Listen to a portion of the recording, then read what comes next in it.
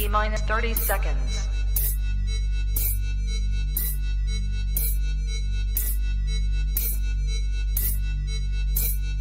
T minus 20 seconds.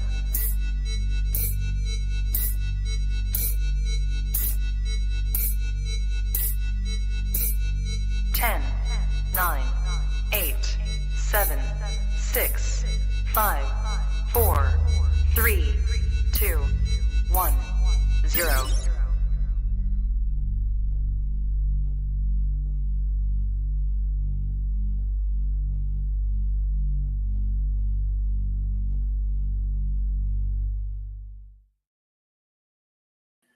Trap Talk Reptile Network, coolest reptile network in the world, episode 474, 77. Where the hell did I get that number from? I'm so sorry. Episode 477.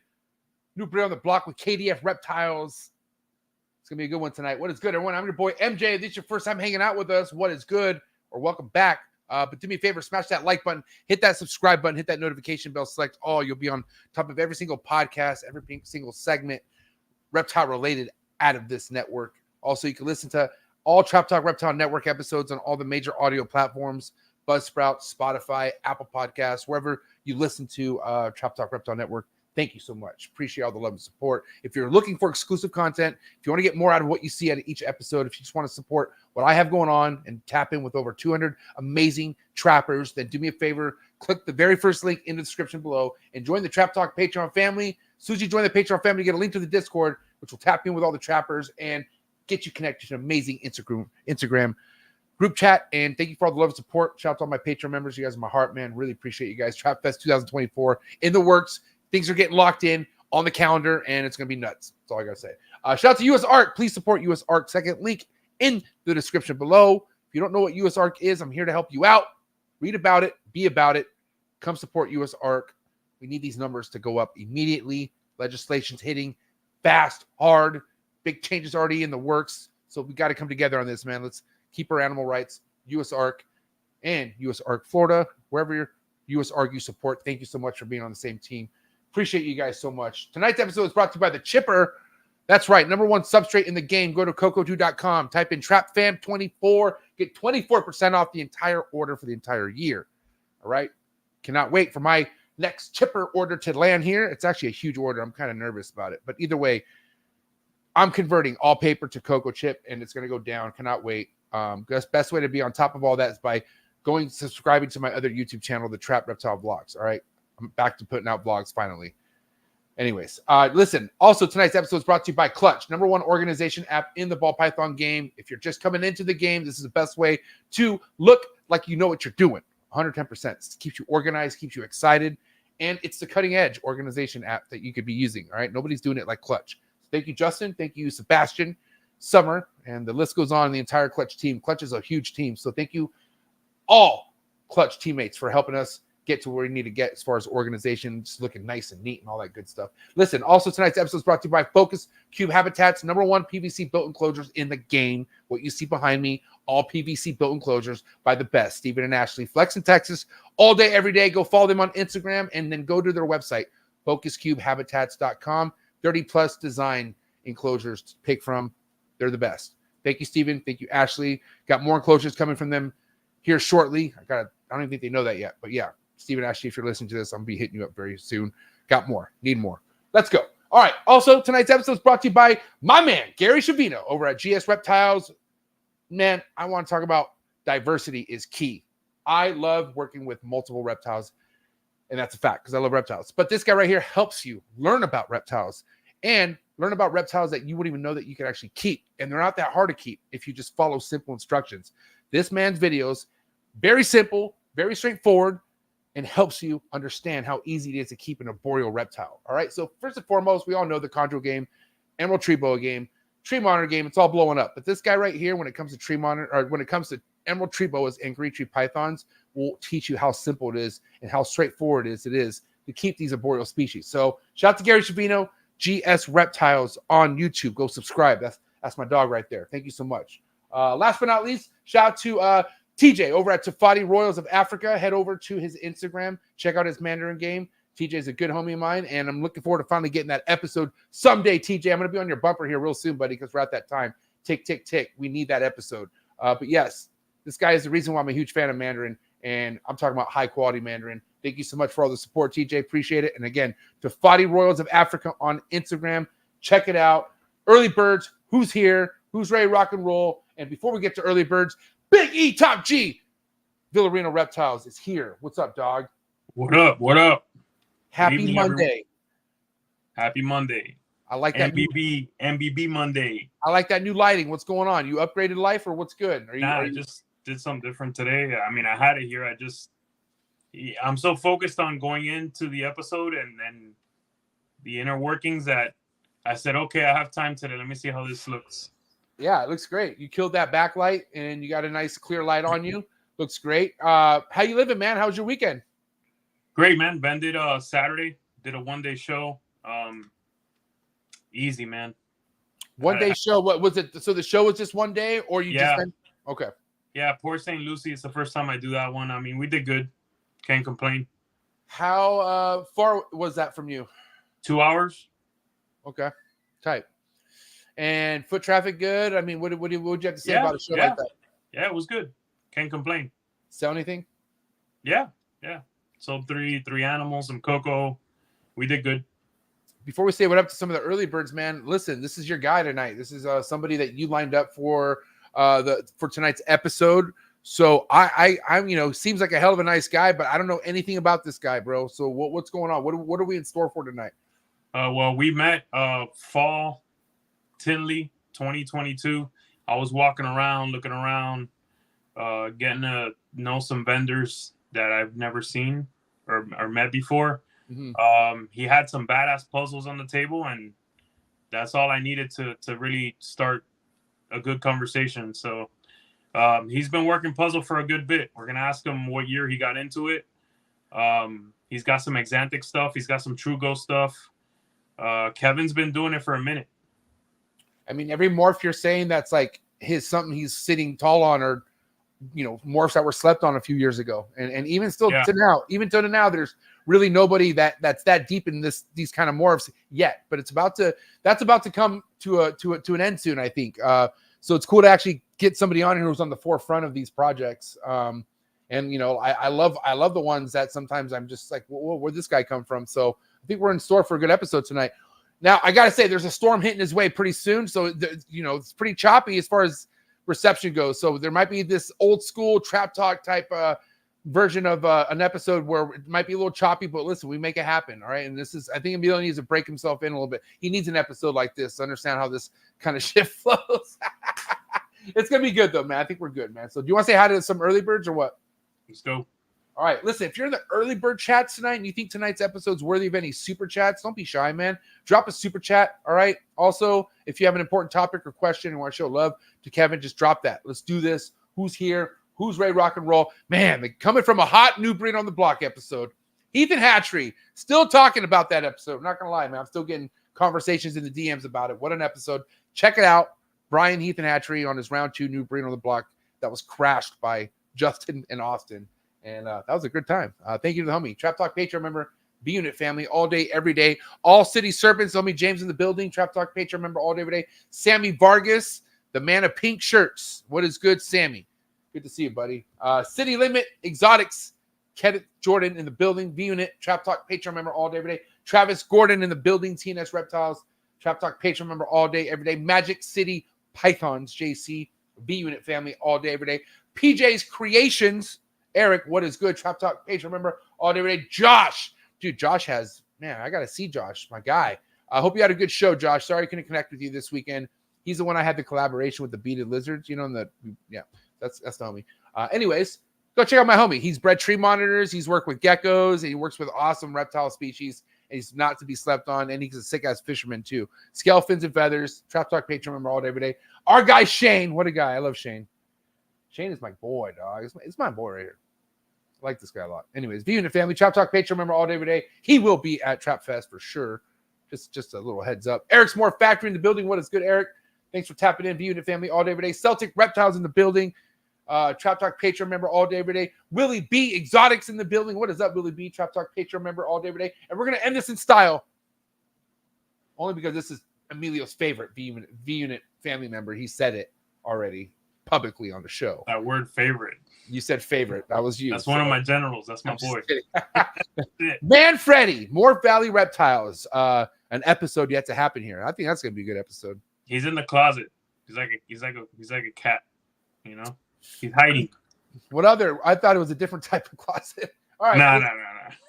I'm glad eventually he'll come out. But listen, I'm ready to learn more about your boy Kevin, soon to be my boy. Because I'm, everyone who comes to the trap, we're all friends afterwards. So this is gonna be great. But are you ready to bring on KDF Reptiles and getting tapped in finally, or what? Go. Let's do it. All right. You guys know the deal. All right. Do what you got to do to get your mind right. Do what you got to do to stay hydrated. Episode 477. KDF Reptiles. New breed on the block coming at you right now. Let's go. Chee.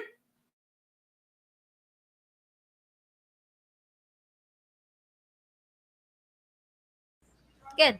You ready for do more in the future? Trap Talk podcasts? Yes. Man. Only Trap Talk. Exclusive. Yes, Exclusive. Oh. So stop calling us. Rub the spot, get the club to pop. When I come up with the crop, gotta love it or not. I'm hot from the hop to the rub the spot, get the club to pop. When I come up with the rub the spot, get the club to pop. When I come up with the rub the spot, get the club to pop. When I come up with the rub the spot, get the club to pop. When I come up with everybody, we do it. Everybody, we do it.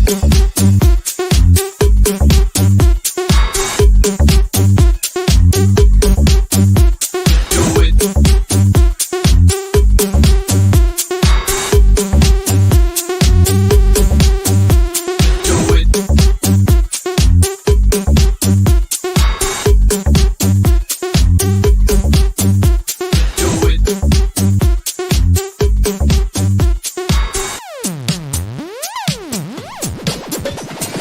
Rub the spot, get the club to pop. When I come up with the rub the spot, get the club to pop. When I come up with the rub the spot, get the club to pop.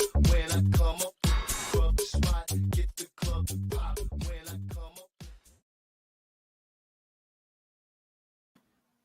And we're live. Kevin, how do you hear us, buddy? Do you come in, Kevin?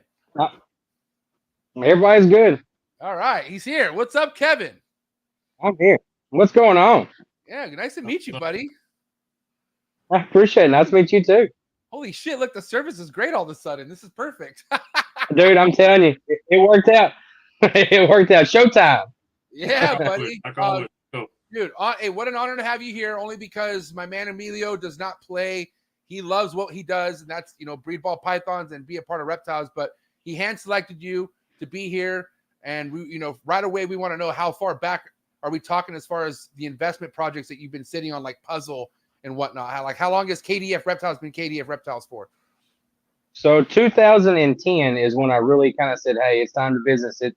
Let's go ahead and go big time with it. Up to that point, I always had snakes just kind of here and there, just random stuff. But for the most part, 2010 is when I really said, hey, ball pythons is it. And then 2011 is when I bought into Puzzle, and it just kind of snowballed from there. Ooh, 2011. I got to know what it was like buying Puzzle in 2011. No, it was a lot more expensive to buy hets then than what it is now. That's for sure. And everything you had available at that point was either het or 66 pos het. That's the best you could get. What were you going to say, Amelia? I felt like you wanted to say something. No, I'm just listening.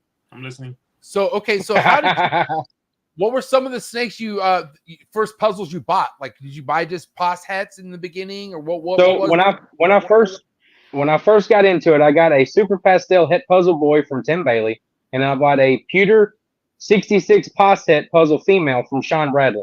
So I proved out the female with my first breeding that I did, and that's what kind of just hit the ground running, hatched out a boy. It was a male pewter puzzle that hatched out in 2013. That was my founding male that I used to make a lot of my stuff that I'm using even today.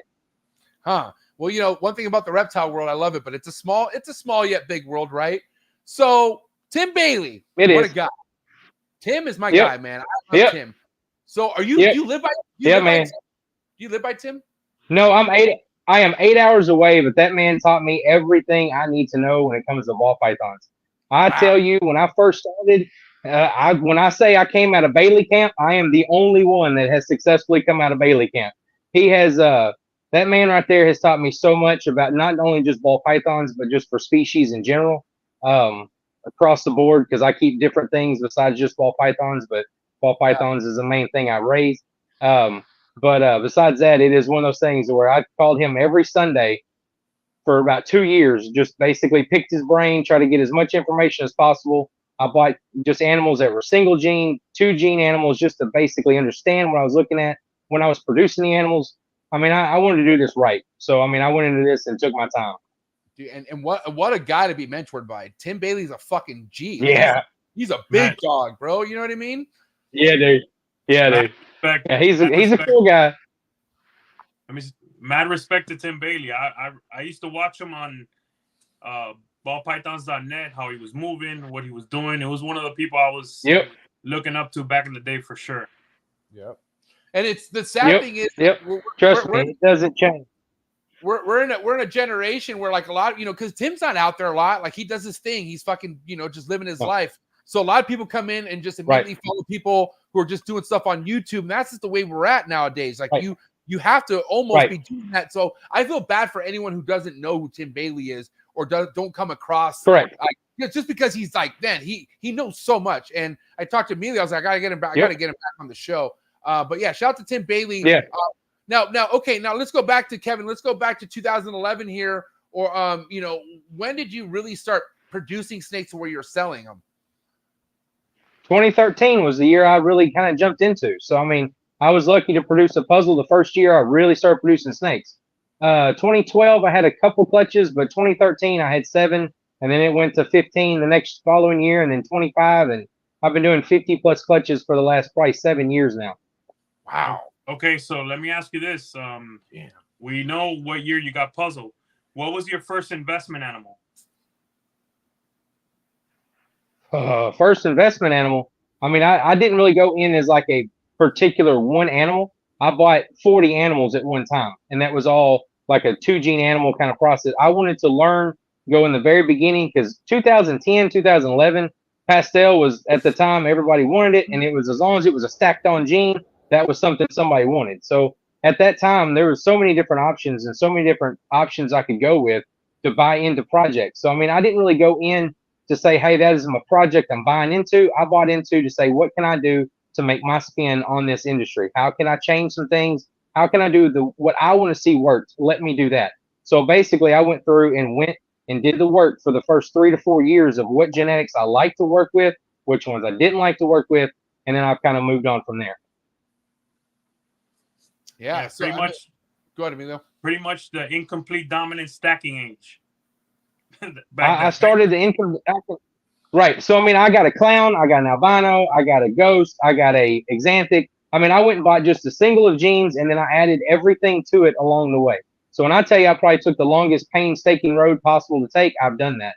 But I mean, at the same time, I wouldn't change it for nothing, because it's given me a lot of cool animals. It's given me a lot of cool things in my collection that I wouldn't expect to see. And it's just, I found some things in there as well that I didn't know I got. I did the same as you. So I'm with you. Much respect. I did that too. Yeah. Hey, Kevin, I feel like Kevin, I feel like people in your era, like, kind of have like the heads up on certain things that were coming. And I feel like the recessive game was something that was not, like, a lot of people that came in 2017 through 2020 didn't see that really big recessive pop about to come. When did you see it? Like, and when did you kind of see, like, oh shit, it's not about stacking these codoms. I better fucking pivot and get some of these double, triple recessives going? I let the market kind of control that. So whenever I'm going to a show, I like to talk to people. So I love to hear what people are doing. I love to hear what kind of plans they're doing, what kind of animals they're liking to breed. And then you start listening to it, and you start hearing people working the projects that are recessive. They're not really working the codom projects, because the codom in their mind is so easy to hit. I'll just wait until that guy hits it, and then I'll buy it. So the recessive was one that everybody was slowly starting to work into. They weren't really into it yet. And then, like you said, 2017, 2020, it just took over. So, I mean, at this point, I've bred everything to make a recessive. There are so many hets in my building right now. It is ridiculous. It's all because I just started making the hets. Like I made the first clown puzzle double hets in 2015, and that just kind of went from there. Oh, Yeah. I know. Oh, I know what my next thing is going to be. But go ahead, Emilio, because this one's going to be a big I'm with him 100%. I started double recessive pairings, I would say 2010. I never really stacked the incomplete dominance. Bro, I would say 60% of my collection right now, maybe 70, is all double head and triple, double head stuff right now. I mean, I have tons of double heads and cross triple heads and all types of shit. So, yeah. Yep. Mine just stuck with pastel because I started with the super pastel in my puzzle. So everything mostly has a pastel in it. So I'm trying to get that part of it phased out. But after that, it's definitely the same way. Double heads, triple heads. I mean, I'm already going for all kinds of things at this point. Freaking armies. So yeah, that's it. So Kevin, do you have a little bit of pressure on your shoulders with the whole like there not being a legit visual puzzle clown to be displayed for the hobby yet? No, I'm not worried about it at all because the way I look at it, the right animal hasn't displayed itself yet. Just you look at it this way when it comes to like the clown stuff. Nobody wanted clown back in 2010, 2011. They wanted it, but it wasn't like a massive project until Justin started putting the right genes to the animal, and then everything took off. So that was kind of how everything is. I mean, it's the same way. Nobody wanted red stripe until red stripe puzzle or red stripe clown came out. So then everybody wants red stripe. So it's just if that right gene hits that right gene, it works, and then that's kind of how it goes. So have you made any puzzle clowns that just weren't it? Like you're like, oh my god, there's puzzle in it, but you're just not happy with it? So no. I've got a pewter. What I'm pretty sure it's a pewter puzzle for sure, but I'm almost certain it's a clown visual, and it's a boy. And I'm the old school guy. I like to test my theory. I like to look at it because I hatched out in 2019 one that I thought could have been the pewter clown puzzle, but then it was just parallel stripes equally all the way down on both sides. It looks like a tri-stripe pewter is the best way I can put it, but it has got the funkiest pattern, but it turns out to be 100% head clown. I proved her out 2 years ago whenever I got this boy. So the boy has a head pattern to him. He's got a head stamp. It's something that I don't typically see with any puzzle because most of the puzzles all have just a blank head. They have just the eye stripe as the main feature that you're seeing on the animal's head. And then this animal here has got a different pattern. It's all kind of jumbled up, but it all kind of does the way that you'd expect it to do. The way I look at it when it comes to the clown and the puzzle combo, the clown and the puzzle both interact the same way on the backstrap that you're going to see on anything else. So the clown and the puzzle, they do the same markered areas. So they're all messing with the genetic blackback in what you can say. So if they're trying to play with the same area, it's no different than what you're looking at with the Kiki, the G-stripe and the clown. You look at those and that kind of, it messes it up. It lines it out. So I've got right now G-stripe puzzle stuff. I'm working on that, trying to see if I can hatch one of those. I don't know if I got what I was looking at last year, but it's a female. Yet again, I'm going to raise it up, see what I got. But it is not a double het, and it's definitely nothing I've ever seen before. So just super pastel. So it's kind of hard to, what do you got? Did I hear you correctly? You don't like to shed test? You like to just like see what you like to prove it yourself? Man, I like to put the work in because that's what makes me excited. So at the end of the day, if I'm sending a shed test and the guy comes back and tells me, no, that's not it, I'm going to be mad at myself because I was looking at something and I think I'm trying to see it.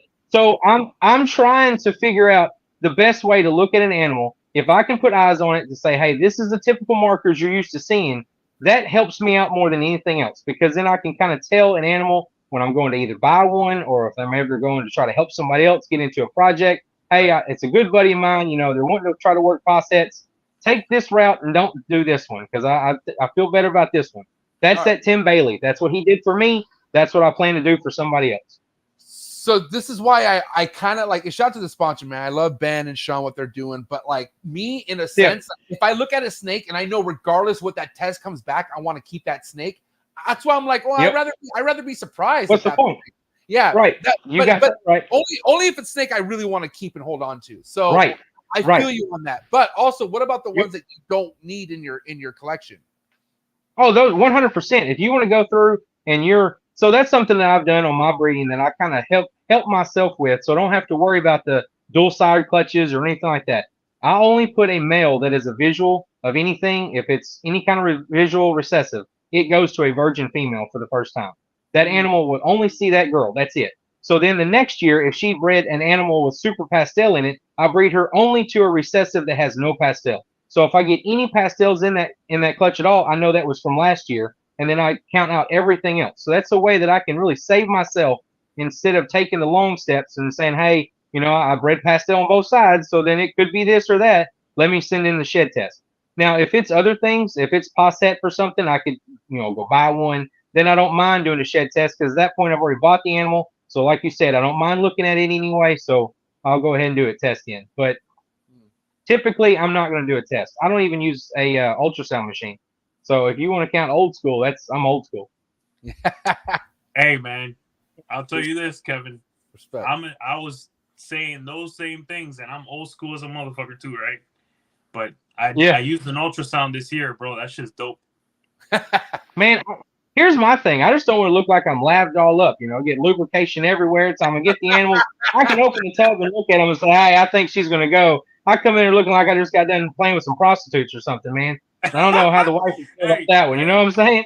Hey, listen, you ain't wrong about the lube. Like, man, it gets a little messy. Pause. But I'll tell you this. Hey, yo. I learned. I did that 16, 17 years. The ultrasound is dope. But I don't got it. Real question though, Big E, did that have a impact on your success with breeding? You feel like? Yeah, I mean, I have a smaller male that I was able to be more careful with.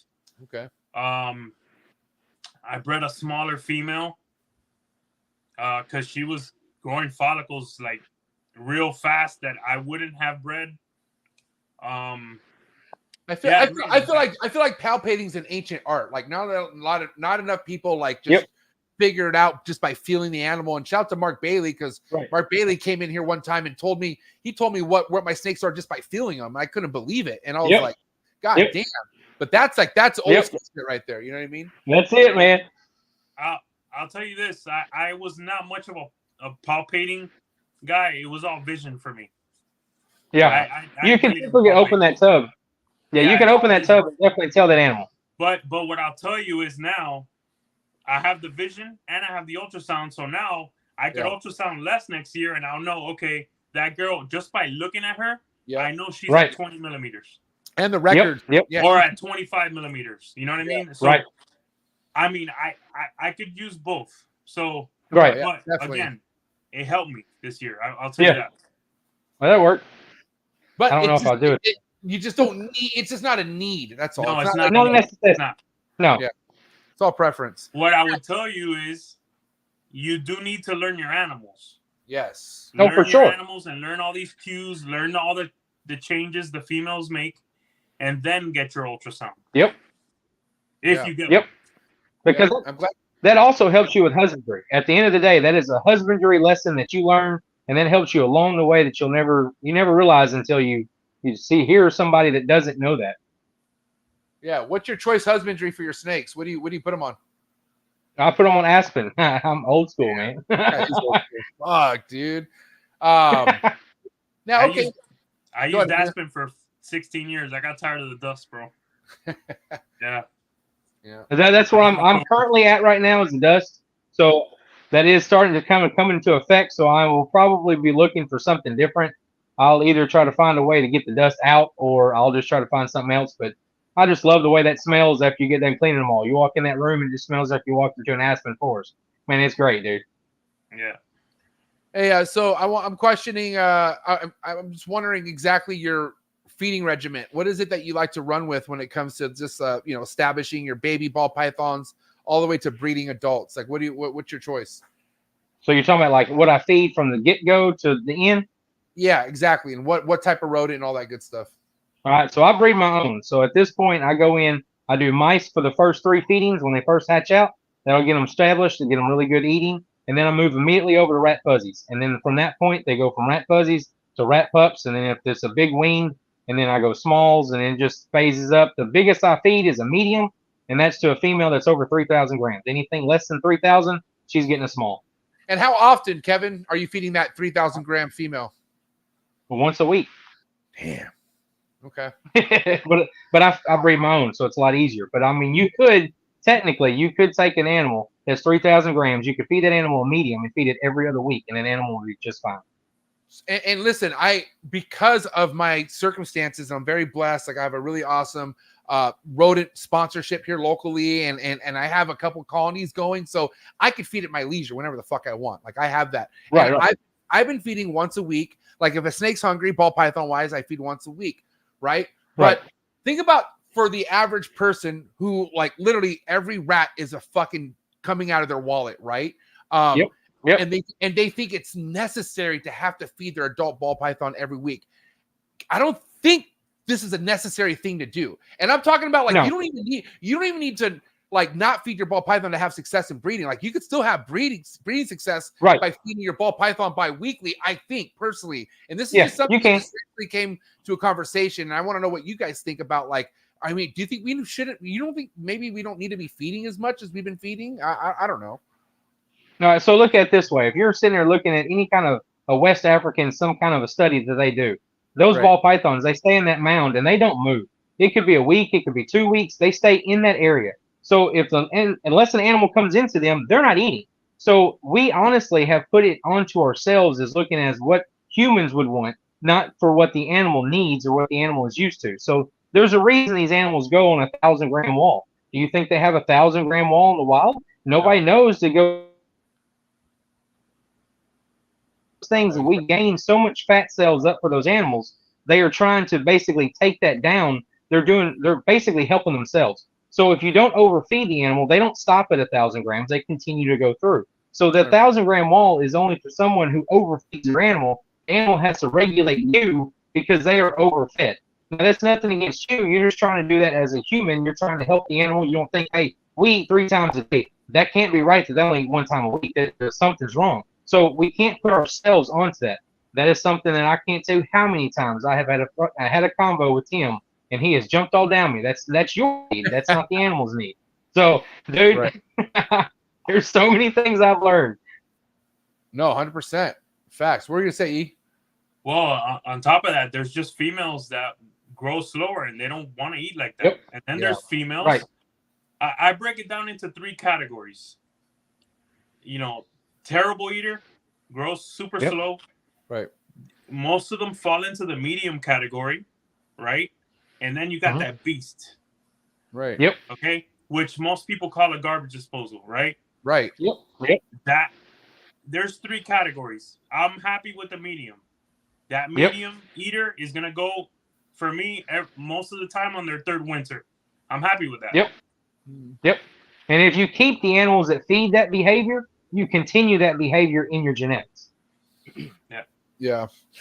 But, you know, this leads to like a lot of different things I feel like we should really kind of think about. And, you know, having someone who's not too familiar keeping snakes all of a sudden jump into this and having to do something they think is a weekly chore on top of like think about someone who jumps in and gets 50 snakes and they heat up a whole rack, right? And we all know how many malfunctions could happen with fucking heating up a rack.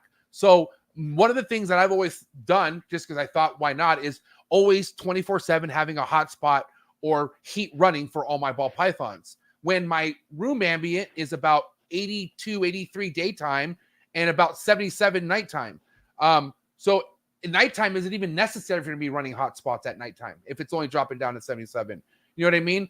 I just think there's little things we could kind of really think about eliminating instead of causing overwork on someone's plate. Somebody, especially someone who's trying to learn this shit. You know what I'm saying? I just think overfeeding and overheating has been 2 biggest things that I've learned so far in the ball python game for myself personally. I'm not saying everyone out there, but just for myself. Right. Well, that's even in breeding season. You look at your females. If you start having a lot of slugs in your females, they're getting too hot. Their belly is getting too hot. That's causing issues on fertility. Yep. 100%. Yep. Now, what state you in? I'm in Arkansas. Arkansas. Oh, wow. So humidity's on point over there, huh? You get really good humidity over there? Yeah, it stays pretty humid. It's not like it is in the Gulf Coast or anything, but it stays humid. The summertime we get 104 and about, I don't know, it feels like it's 90% humidity, but it's probably closer to 74. It's like my incubator. I mean, it's pretty much the closest way. So I'm assuming because you're OG and whatnot, you come back for the, back in the days here, in a sense, you like to breed seasonally, or do you breed all throughout the year? Like how do you run your? I'll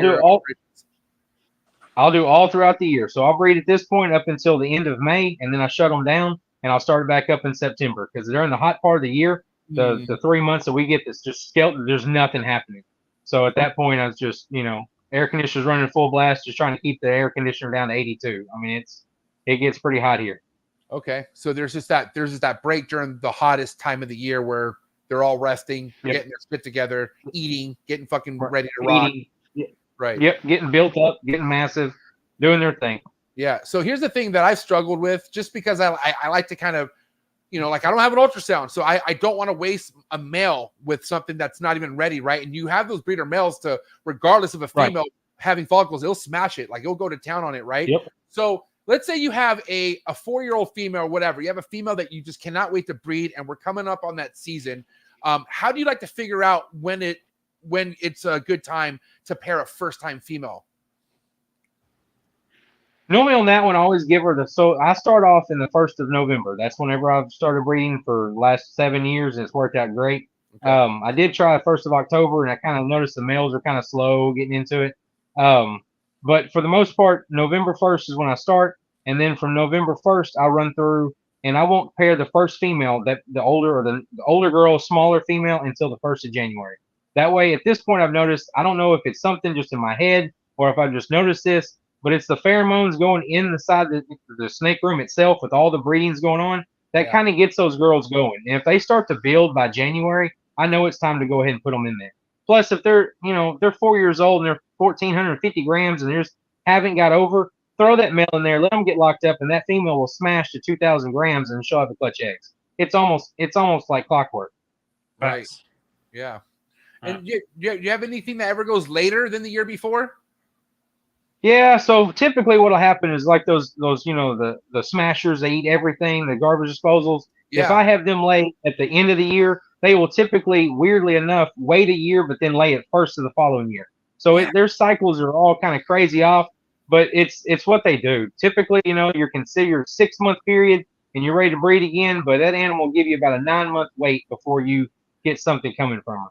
That's crazy. Finally, somebody could break that down for me. How many times because everyone tells you, no, everything goes like clockwork, same time of the year for me. And I'm like, well, that's weird because for me, I'm like, that's not what I'm experiencing. And I've never got a legit answer with a girl who gave me a clutch. I believe her first clutch was in January, and then she didn't give me a clutch until the following June. And I was like, whoa, but she's a fucking house of a fucking snake. Like, she eats like a beast. And I feel like, wow, these beastie fucking feeder snakes will make you wait a little bit longer, but also probably give you bigger clutches too, right? They will. They give you about 10 to 12. And I'm sorry, I just love 10 plus clutches. Those are awesome. When I see those are hard. Yeah, go ahead. Those are hard females to get rid of. So I'm currently in that kind of situation. Like, it's time for me to move out some stuff that I started my collection with. Nothing wrong with the animals. It's just time for me to move in my double hets. It's time for me to move in my project animals. So these girls have got to go. But man, they're 10, 12 egg layers and they're monster animals. Those are really hard to look and put up available because you're like, man, I know what these are going to do. But that's also your older females. If you look at it, typically your older females, 7 plus, are your monster animals that give you your 10 to 12 eggs. And when shit comes down to it, you got to keep what's necessary, right? Like, even though we would love to keep everything, it's not practical. Yep. No, there is a point where you outgrow your own setup, and I am currently at that point. That's exciting but sad at the same time. It's like saying it is. Generation, but it's awesome. You're growing. Hey Kevin, you know how many people don't get to the stage, any kind of stage that you have had, like as far as like being in the ball python game. This is why they become miserable and upset at the whole world. You know what I mean? Yep.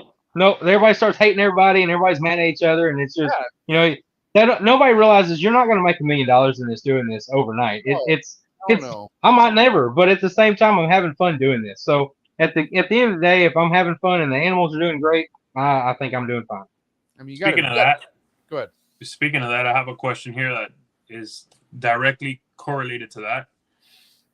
How difficult were those first 5 to 6 years for you? How did you build that confidence to get through that? So because I feel like that's where people fail at that 5-year point. that's your bubble mark, because everybody's looking, for the first 2-3 years they're throwing money at it. Like they're just it's okay. It's my new love of pet.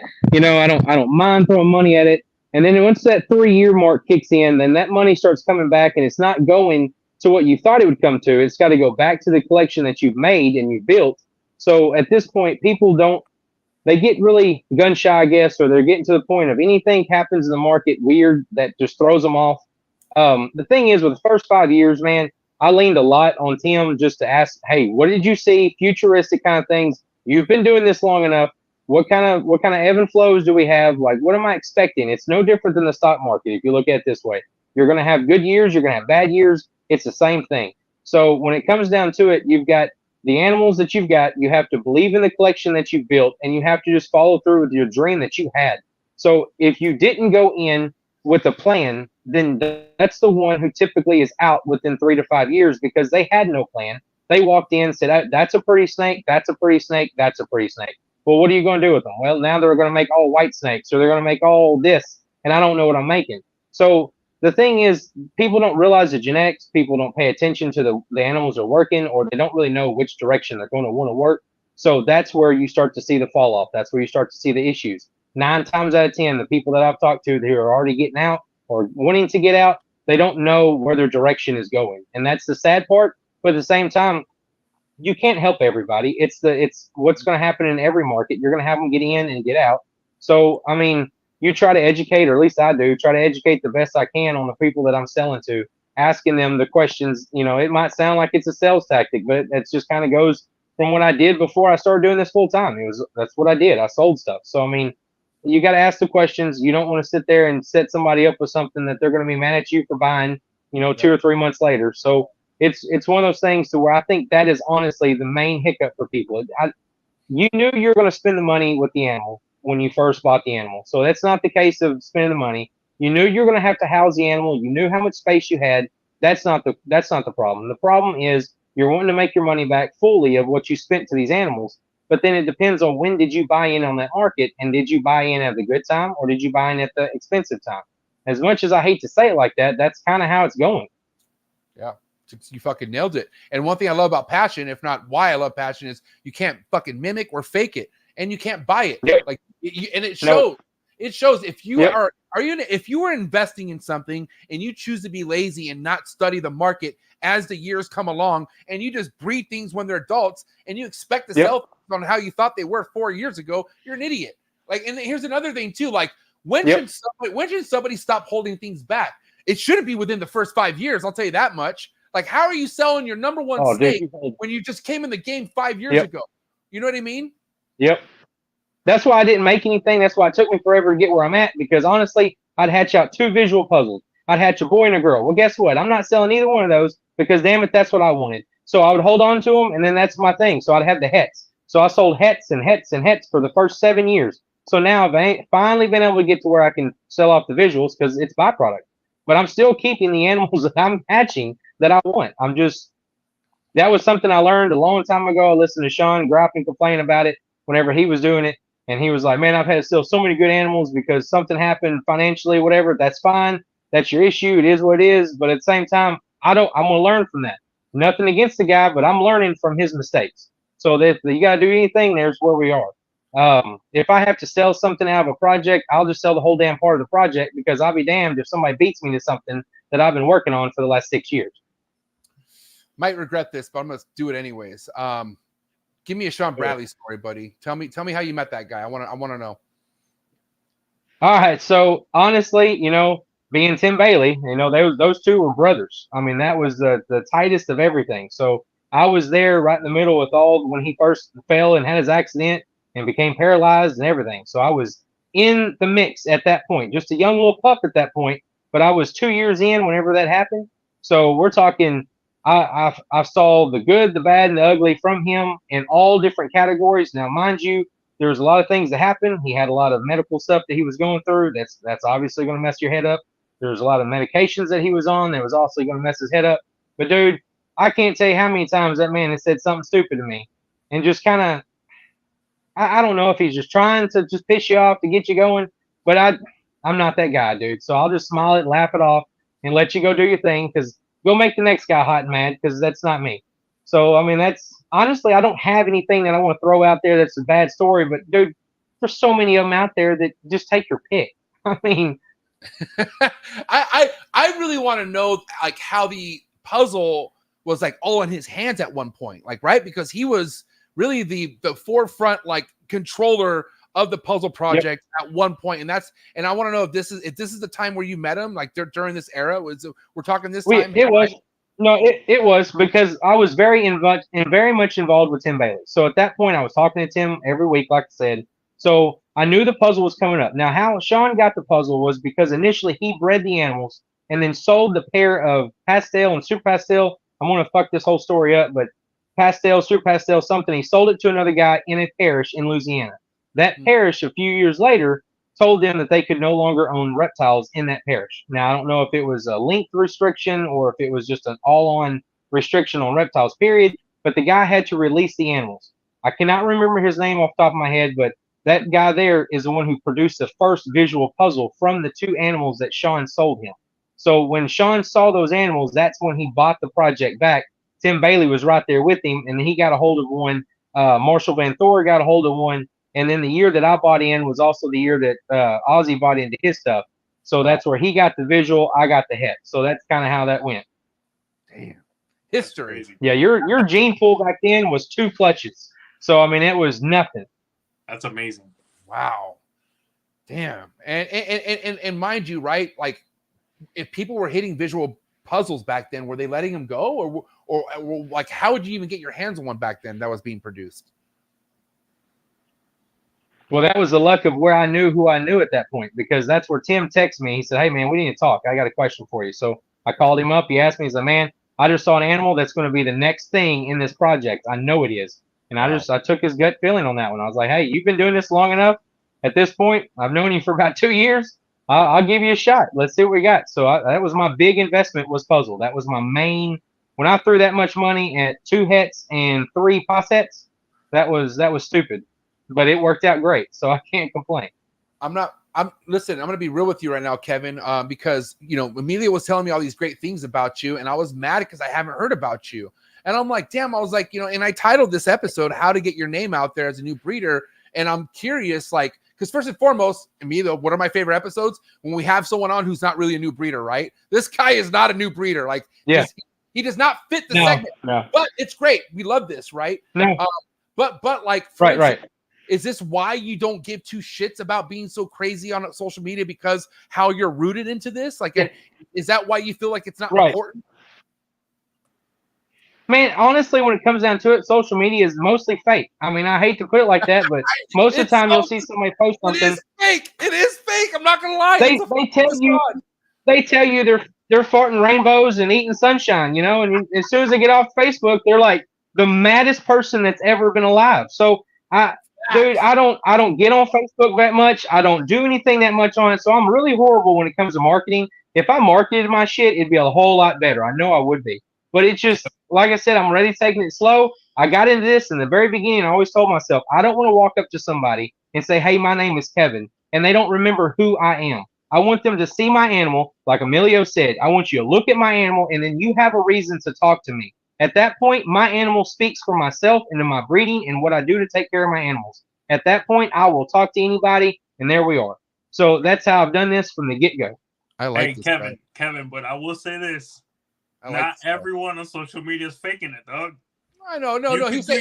I know they're not. I know, but we're talking 6%. Yeah. I got you. He's talking about for the majority. He's talking about for the majority. Fucking, he's right. I'm not talking about everybody. I would say it's a necessity, right? And you, it is. Block could probably kick that off and just do your thing, bro. Hold on. Hey, pause real quick, gentlemen, real quick. Pause.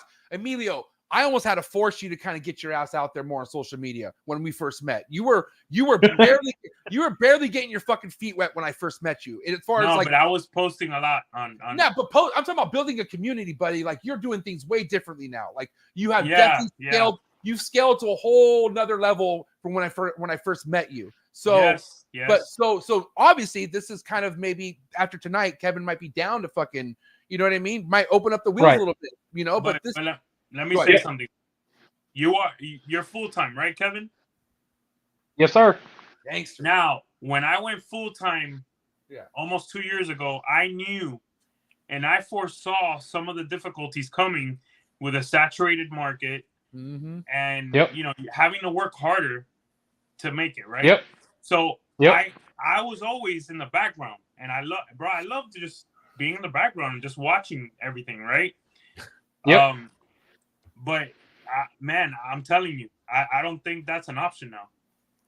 I mean, well, no, and see, that's where it comes back for me too. It has to be the right animal to show off, to give somebody the reason to come to me for something. So like I said, I'm finally starting to hatch. I got the Xanthic Puzzle Boy. I got him last year. It took me 8 years to get that male. So from the time I made the first double hets to the time I hatched that boy, 8 years. So we got that.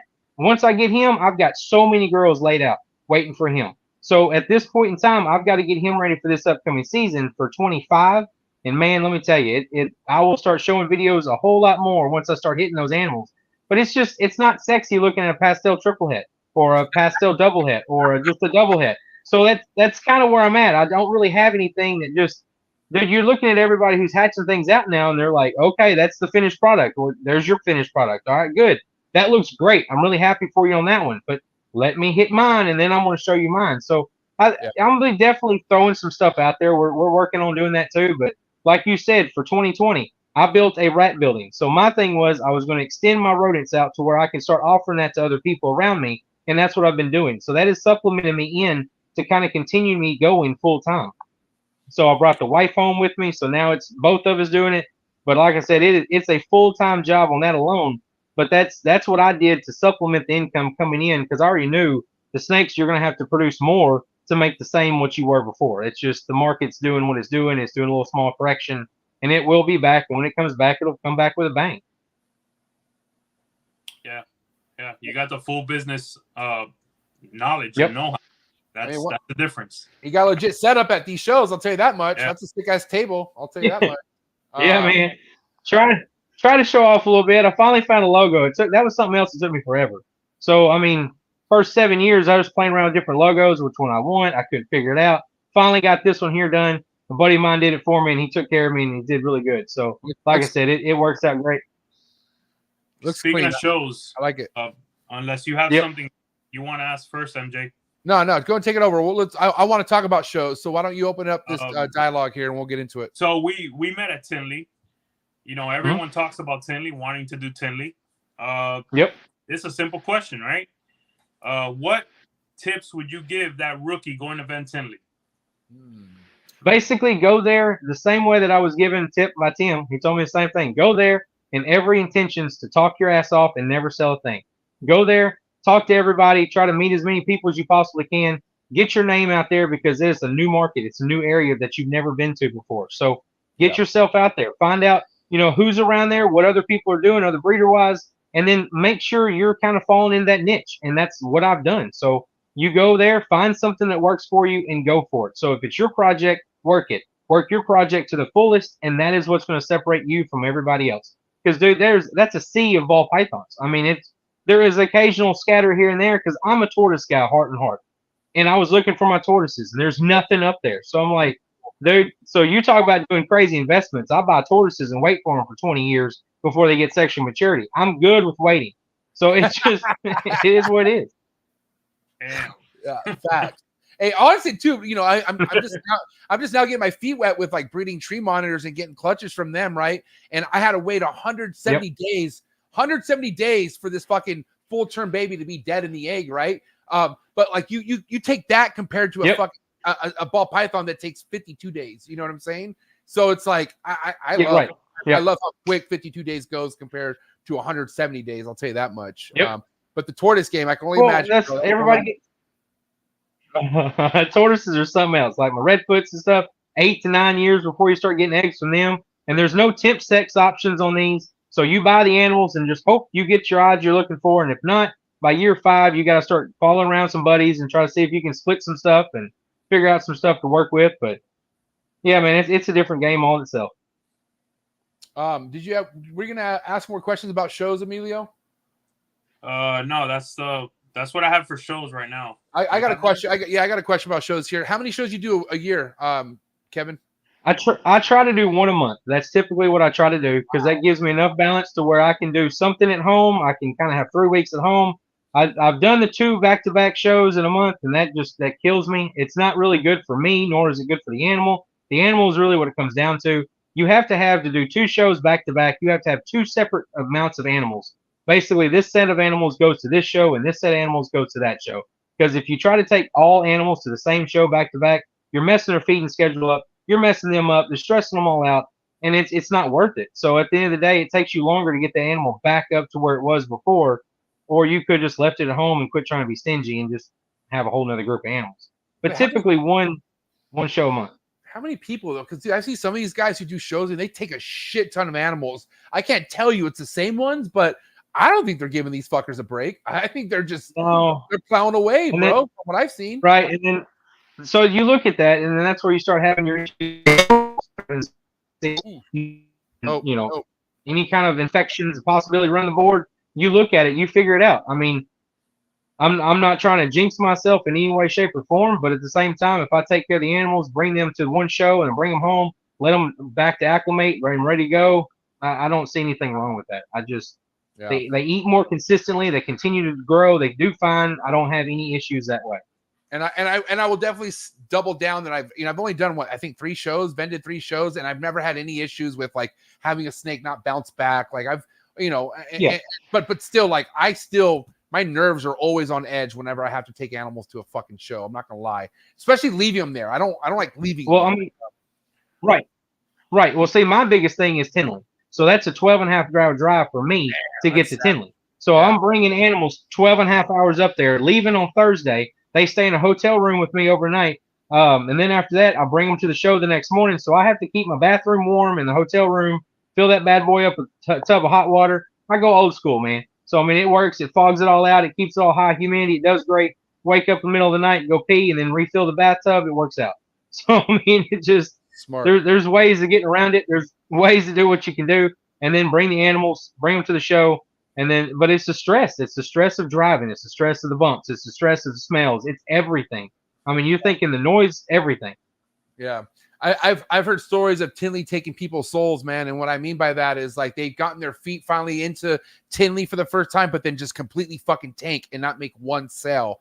Have you ever had a bad Tinley or a bad show at that? I've been so lucky, so fortunate when it comes to Tinley. I have had a great reception. I cannot complain. Hey, Kevin, you can't blame it on luck. Let's be real. What do you think it is? Why do you think it is that you don't have any? Go ahead. It's my animals. It's my animals. 100%. It's my animals. And like I said, once my animals bring you to the table, I can talk to you from there. I don't think I'm a hard guy to get along with. But I mean, at the end of the day, it comes down to the knowledge of what you got for the animal and what you're caring about. And if you're truly in it for the right reason and not the dollar, then you'll be great. Yeah, I think you're a great guy so far, to be honest. You gotta have the right animals, bro. Especially at That's it.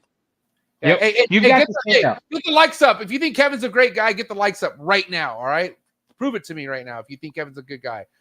So I had to get the likes up. The likes aren't where they need to be at right now, Kevin. I had to let that be known, man. But listen, also too, another way to kind of be confident in with what you're doing is kind of having your face be seen at these shows and talking to the right people. Like you said you always let the market determine your moves, right? And the way you found out where the market was at is by talking to people. Right. And we're talking pre-social media. Like we're talking before that's all you had. Like there was no YouTube or anything like that. So I'll give you a little backdrop for me. So I used to be an AT&T sales rep, and I did that for 8 years. I was a sales manager for 2 years. Wow. Thing is with that, I was a business rep guy. So I had to go to the businesses and I had to meet with them to gain their business, gain their trust. That is something that I've learned to do. Just talk to people. I mean, it's just be anybody. Everybody's got something different. Everybody's got a different story. Let's hear it. So, I mean, the thing is, everybody's got something in common. And then as a reptile, when you go to a reptile show. So we have one thing in common that's already beaten the odds more than most people have on conversations when you go to start on. So as long as you have a good conversation starter, you're good. Okay, I got it. Now I got to say this. You know, I worked for Verizon for over 10 years, right? And I work, Yeah, no, but I got a buddy that did. and I work B2B for fucking almost 4 years. So I did business to business. So I now I know why I like you. Yeah. Yeah, there it is, man. You got to be able to talk. I love it. What do you got, E? I'm sorry. I know you got to say something. No. I don't want to veer off. What do you got? No, okay. I mean, I just think, kind of understanding the market is where people could get ahead of in the ball python game because, let's talk about misleading people, which was kind of a common thing back in the day, right? Like, do you feel like if you didn't know what the fuck you're doing, you could easily talk to somebody who's going to send you down some rabbit hole that's going to fuck you for years? Yep, you could. Now, that was where it kind of came into. For me, it was always the animal and what it looked like. So before now, now everybody's in the G project and everybody's talking about how nice the animal is as to an adult. That's where I started seeing animals that would look great as babies, and then they age and they start to fall off and they start to get that 700-gram wall and just they start browning out and you're like, oh no, this isn't good. So that's where the true gross route went for me. That's where the puzzle. I've been so tickled about that. They have not browned out as they've gotten older. They've done great. So my thing is with this, the animal has to look great. So, and for me, if I'm cleaning out a tub that's got a whole bunch of turds in it, I don't want me to accidentally grab my animal thinking that that's the turd I'm supposed to clean out. So that's kind of where it's at. That animal has to show me something before I want to have it in my facility. So, I mean, at this point, having as many animals as I've got to have some kind of enjoyment cleaning tubs because it just gets monotonous. It's just, they're everywhere. So, I mean, you broke that down perfectly, bro. I never heard anyone say it like that. That was a really good example. Hey, listen, I am just a professional janitor at the end of the day. So as long as you understand your role, you're good to go. All right, that's it. Yep, it's so true. I mean, that's all we do is fucking pick up shit every day. We're shit cleaners of some sort. That's it. Some people rodent shit. Imagine that, rodent shit and steak shit. What a life. Them rookies coming in, they have no idea. They don't know it. How much shit they're gonna pick up. Nope, they don't have a clue. They're thinking, okay, I say clean once a week, feed once a week. All right, good. They don't realize that it's going to shit twice a week. And it's like, hey, there you go. Builds up fast. Yeah. And I think the biggest fucking like ground shaking fucking reality check that new keepers get is when they realize they better off producing their own rodents to ensure that they're not going to go have a drought. Like, easy it is to have a great connection at first. And all of a sudden that connection, something happens to it, or, you have to rely on pet prices, pet shop prices, which see, that's kind of where in my situation, there's nobody around me. So I literally was from day one, the guy that had to produce my own rodents, or I didn't feed my animals. There was nobody around me. The closest place I had was Dallas. That's 3.5 hours away from me. Then there's nobody else really in Arkansas that does this. So there's nobody else that does rodents. So, I mean, that was it. It was all, I had to do it for myself. So I jumped into this knowing what I had to do in order to make this and maintain it. So that's where growing my collection 50 or 60 animals a year, I was able to maintain that, to know how much it's going to take rodent production to feed this said 50 or 60 extra animals. I knew the production, how would I had to do, how much it's going to cost me on food for the rodents, how much it's going to cost me in bedding, everything across the board. So I knew where I wanted to grow, how much I could grow, and then that was kind of where I went. I mean, that's pretty much what happened to me. I started finally breeding mice because the mice were just never. You can't find them. You can't find them, and the price doubled pretty much. Yep. And I get all the rats I need. I don't have a problem with that. But when it came to mice, I said I have to do this. So mice are the number one thing nobody can keep up with. Yeah. Now I got to ask you, Kevin. With things that are already we're already in our first quarter of 2024.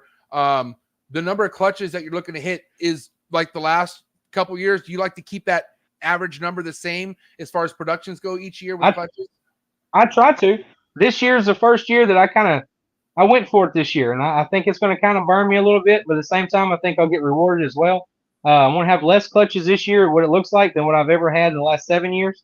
But at the same time, it was at that point. I've got the males. They were taking up space. I don't need these males anymore. I have new yearling, 2-year-old males that are ready to go, but they're first time breeding. So I took the shot. Let me go for it this year, see what happens, and I went for it. And some of these males are just not wanting to cooperate. So I've got a bunch of males that are just slowly coming on now. Some that are acting like they think they want to. So Maybe I get a later season is what I'm kind of looking at, but I've already got 6 clutches in the incubator now.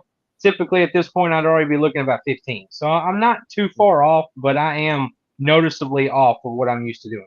Are we talking younger males? Yeah, they're 2-year-old males. I mean, these are visual puzzles, and these are double het males, or I mean, so prime example, just triple het, like a double. It's a visual triple het.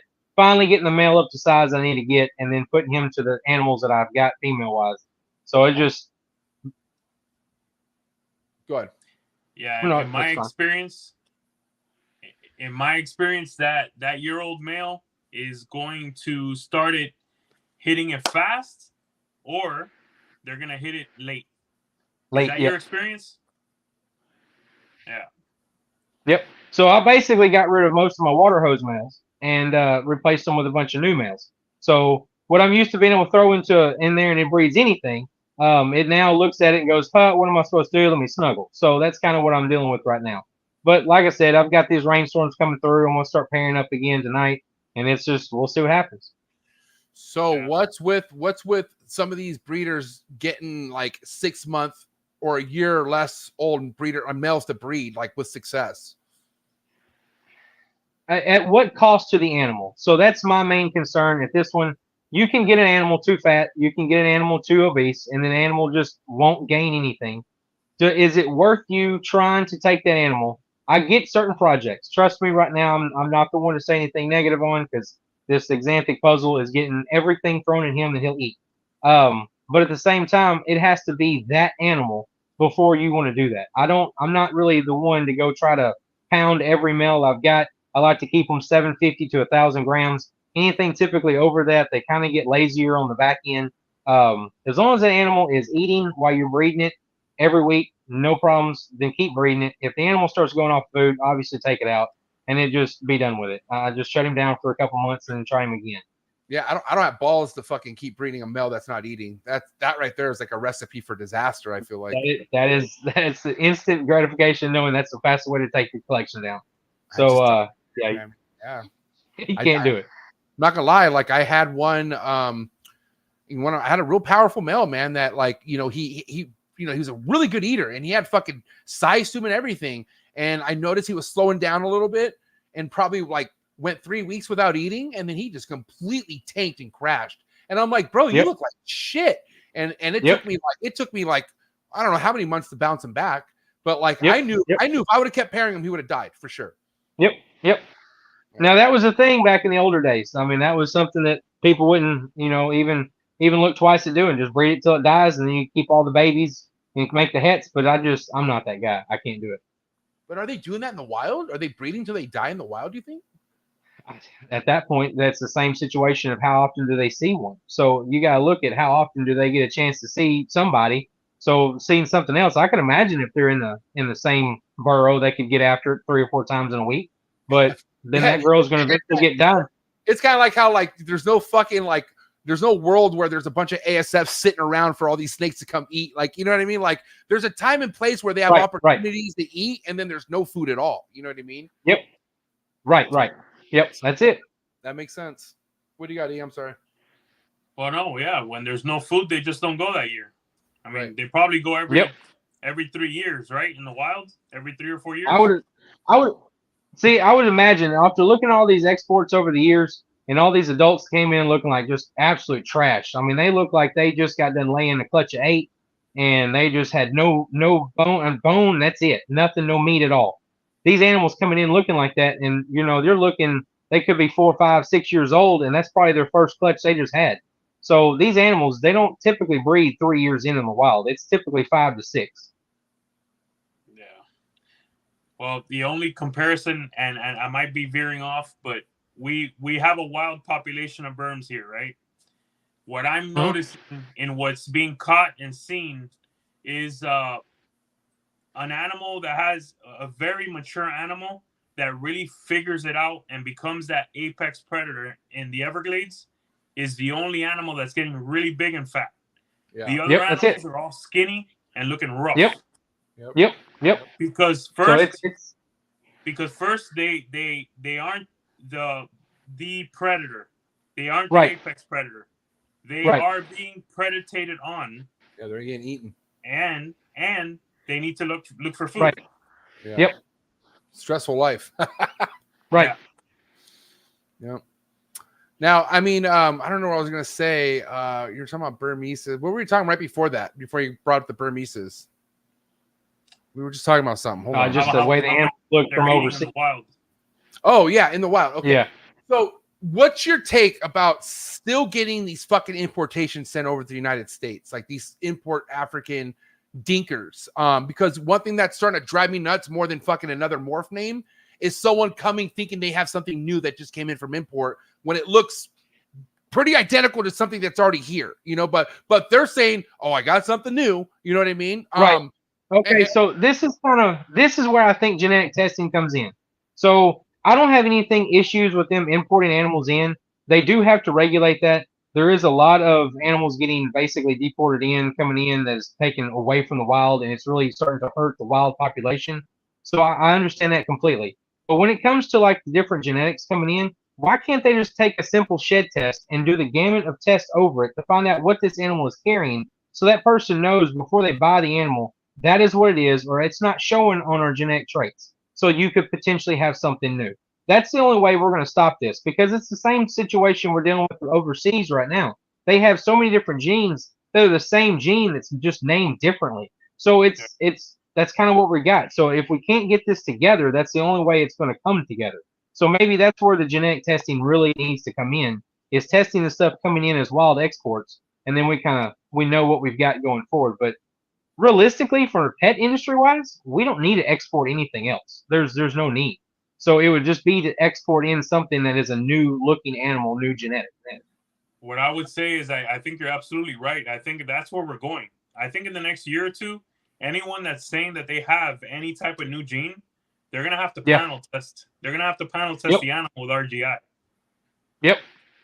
And see, I'm okay with that, because you run into so many people renaming projects because they think they have something.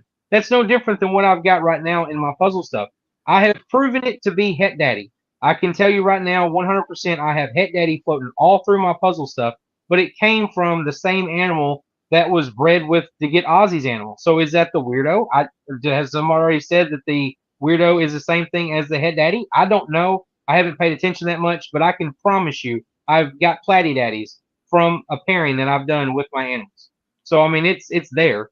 I just don't market it as it being there. Somebody asks me, hey, what's that animal? I'll tell you what it is, but I just don't see the extra marketing into that, if that is what that is. Are you saying daddy, like daddy gene? Yeah. It was a Ralph Davis actually came up with it. So it was back in, I think, 95, 96, something like that. So it was the daddy and the Platy Daddy. And so, yeah, that's kind of how that was. Yeah. The original platinum import. Yep, that is. Yep. Wow. It doesn't. That's the super form to it. So if you take the Het Daddy or whatever to a Bale complex, lesser butter, you get this enhanced crazy animal. It's so bright. It's insane. You think it's a DG combo. And then as it ages, it actually keeps its color. It does great. And like I said, I've got some puzzle females that I'm sitting on that I just couldn't sell at the time because they're just too gorgeous. And now I've figured out what I've got. And I'm like, I'm glad I didn't sell them. It's crazy that platinum is still kicking around. Yep. Oh, it's everywhere. And you just don't realize it until you get the animal, until it comes out for it. But the Het Daddy doesn't have any kind of a look to it that says, yep, that's different. It just has a weird pattern change. So for rookies out there, for the newbies, he bred that platinum back in the day. Ralph Davis did, and the offspring were named lesser platinum because they weren't as nice as the import. Yep. That's where the name lesser came from. Yep. So what happened to this platinum gene? And first and foremost, I'm consider me a noob because I have never heard of this fucking daddy gene in my entire life. Okay, so help me here. What's going on? So Emilio just explained it. I mean, it came in. It looks like super, but it doesn't have a per se super look to it. I mean, it enhances a lesser, it enhances a butter. But if you breed that butter back to a normal, you're going to get some that look nicer than others, and those are the ones that are the Het Daddies that carry it. And then you breed those back to another lesser or butter, and you've got your Platy Daddies. So why do you or whoever is linking that to weirdo gene? Well, I'm just thinking if that's what that is that Ozzy has got in his collection. I'm not linking it. I'm just saying if that is what it is, then I've got the same thing, but I'm just not trying to name it the weirdo gene. I've actually went through and said, hey, where did the lineage of these animals come from? Traced it back to where the original pastel that Sean got came from a Ralph Davis animal. So the Platy Daddy was in that. Okay. Damn. Crazy history. Now, I'm curious with, the puzzle gene itself, right? Can we all admit that puzzle and pastel looks good together? Like, is pastel and puzzle a good mix? Yeah. Yeah, they're meant for each other. They do good.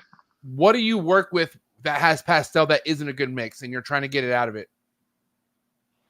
Right now, Spot Nose is the one I think I'm not too tickled with. I think the Spot Nose is too darker of a combo to actually get working great with the pastel, because I've got a super pastel Spot Nose puzzle, and it just, I think they're fighting each other. I mean, that's the best way to put it. The animal's cool looking, but he's not. You look at that puzzle and you're not like, oh, that's a puzzle. You look at it and you're like, yeah, it's a puzzle, but it could be something different. So I've seen them without the pastel. The Spot Nose looks a lot better in puzzle without pastel. I haven't done too much else when it comes to anything pastel wise that I haven't liked. I haven't got the chance to do Phantom or Hidden Gene Woma. The Phantom I've got, I love it. The Hidden Gene Woma, I haven't had a pastel version yet, so I'm just kind of hit and miss on those. But for the most part, I mean, everything pastel seems to work great with the visual puzzle. I would tell you both, in my opinion, DG puzzle stuff has to have pastel in it. Yes.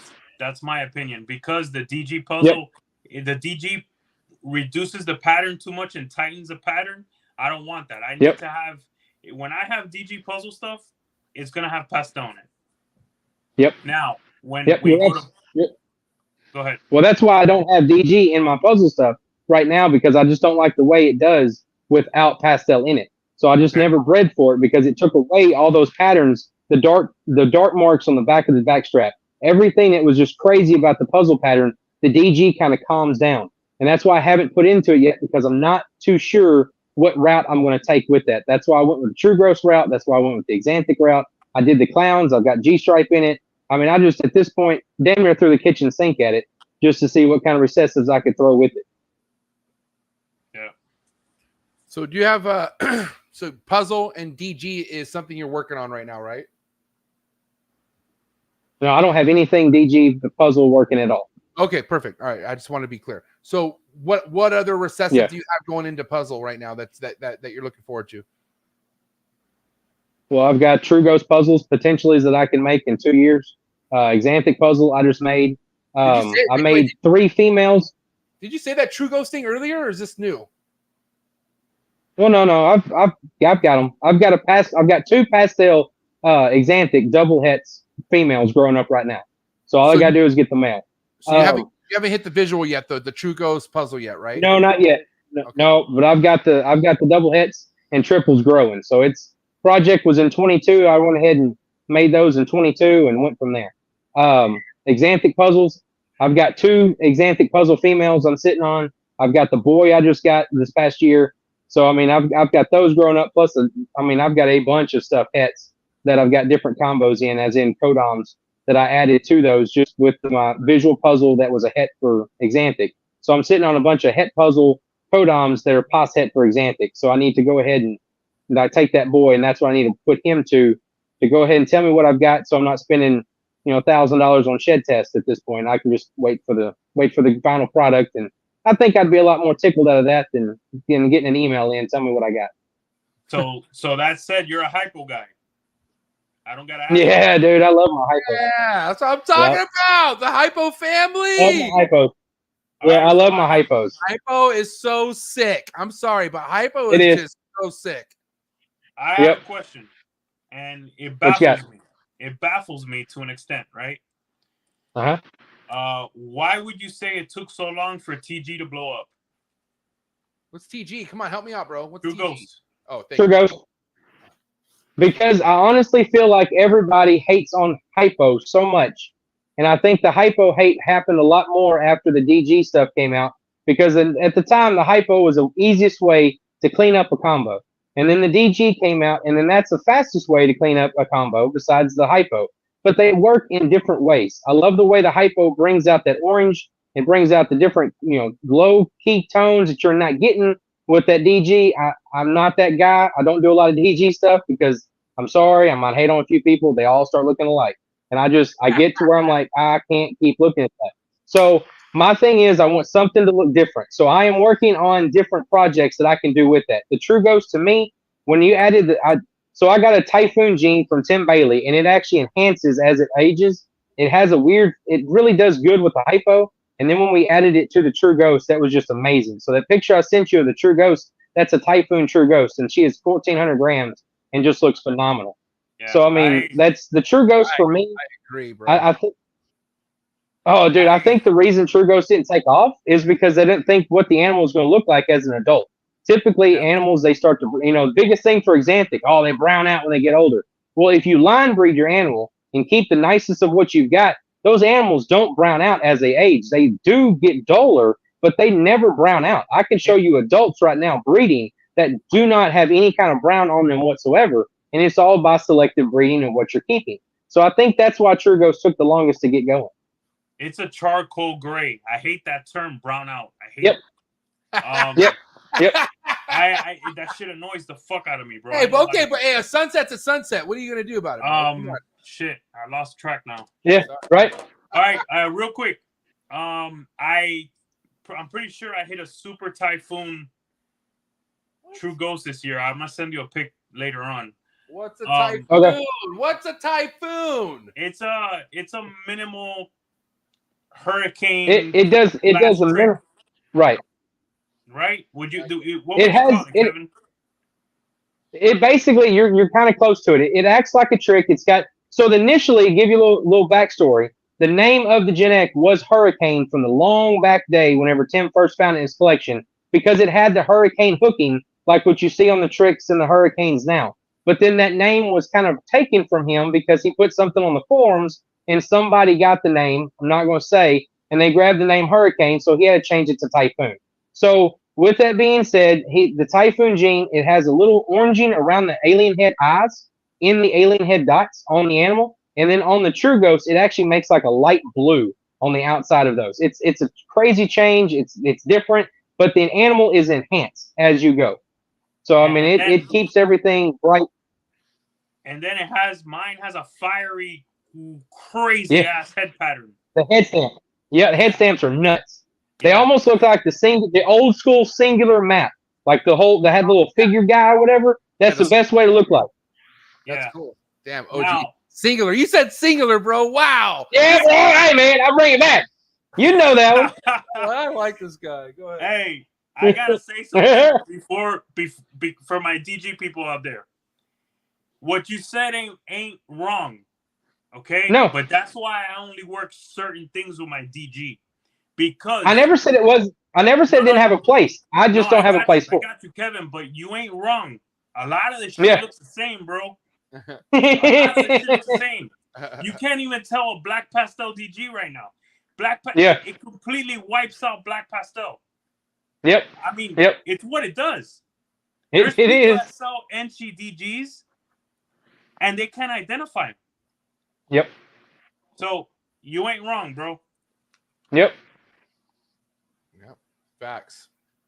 Now okay. So we kind of talked about True Ghosts, obviously. Now, what are some of the recipes? And when I say recipes, I feel like none of these recessive projects are even at its full capacity unless you have the right incomplete dominance in the mix, right? So if we were going to put ourselves in the future here, and let's say your foundation's built pretty strong off True Ghost and Puzzle already, what would you like to see incomplete dominant-wise in something like that? Well, I mean, obviously, GHI is going to be one of those that's going to go great in a True Ghost. Anything dark. So you got your black pastel, you've got your blackheads. I mean, right now, prime example, I'm sitting on a gorgeous pair of a Mojave blackhead red ringer gene, and then it's a hypo, and I've got head Xanthic. So I can't wait to see what the True Ghost is going to look like on that. But it's just, what is it going to bring the alien heads out? How are you going to look at the flaming action coming in these animals? Plus, you got to add your hypos that you're getting into it, like the sugars I've added. I can't wait to see what a sugar True Ghost looks like, just because of what I've hatched out with my sugar puzzle that I just got this past year. She's blown my mind on the ways that you can get the oranges and the pinks into a puzzle, I've never seen it.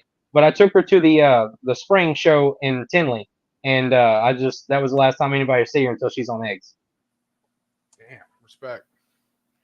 I have a wrap-up question here before we get into some hot seat questions, and Emilio will get a wrap-up question for you. But I'm curious right now, Kevin, how things are headed with where we're at with the market. And I obviously think like it's all about being relevant, and that's what's going to kind of bring money to any project at this point, because people are paying attention enough to know what genes are fucking popping right now and what it is that they want to start off with. Right. But in your experience right now, if you were to kind of come in at brand new from scratch, but with all the knowledge you still have right now, how would you move in 2024 and building from scratch? What would you do differently? Or maybe would you not do anything different at all? Like, how would you move in today's day? So I would still take the route that I took myself, but I would go with hets and double hets. I would get my visual boy that I was looking for, and I would still buy the devil hets and the females. At this point, just kind of knocking off the phase of making them myself, that would probably be the best way for somebody getting into it now. Because if you try to come into it now, making lemon blast and spinner blast and things like that, you are so far behind by your second year, you're not going to go anywhere.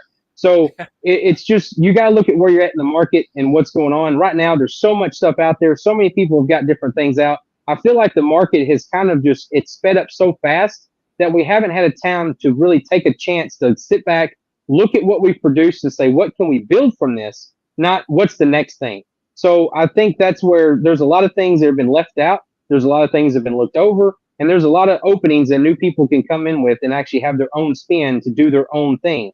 And I mean, that goes for my own collection. There's things I'll tell you all day long. I don't have the space for it. So try this and do it.